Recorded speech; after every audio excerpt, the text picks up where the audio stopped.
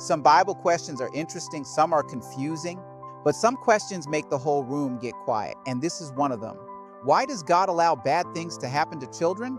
That is not a question we should answer quickly. That is not a question for clever slogans. That is a question that deserves tenderness, truth, and tears. Imagine a classroom. A Bible teacher is talking about God's love. A student raises their hand and asks, if God loves children, why does he let bad things happen to them? Another student asks, could God have stopped it? The room gets heavy. Before we give an answer, we need to admit something. This is not the time for easy religious phrases. But here is where we must be very careful. The Bible teaches that God is love, and God does not enjoy suffering. God does not cause evil things to happen to children. We live in a world broken by sin. Human choices can hurt innocent people. Satan is real, and he wants to destroy, confuse, and make people blame God. This is not God's plan.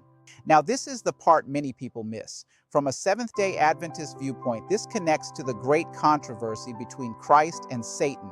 That means there is a battle. Satan wants people to believe God is cruel, absent, or uncaring. He has attacked God's character.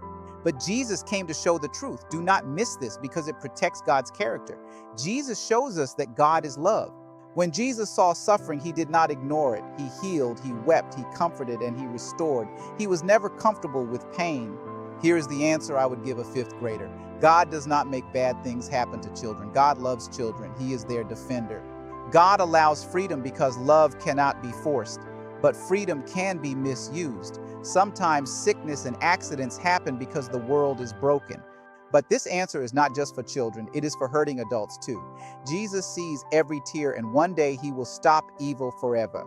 But we must be very clear. If a child is being hurt, the answer is not only to pray, love protects. We must involve the proper authorities.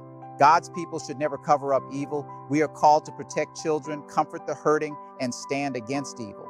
Now, someone might ask, if God is powerful, why does he not stop every bad thing before it happens? That is a real question. And we may not understand every answer right now, but here is what we do know. The Bible does not show us a God who is comfortable with suffering. It shows us Jesus stepping into suffering. It shows us Jesus blessing children. It shows us Jesus warning anyone who harms little ones. This question is about becoming the kind of people God can use. If God loves children, then his people must protect children. We may not be able to explain every painful moment, but we can say this clearly. God is not the author of evil. God loves children. And one day he will end sin forever.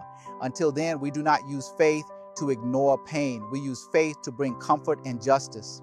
If this episode helped you, share it with a parent or teacher. Follow this podcast for more honest Bible conversations. And drop a Bible question in the comments that you have heard a child ask. Let's keep talking. Help faith make sense in everyday life.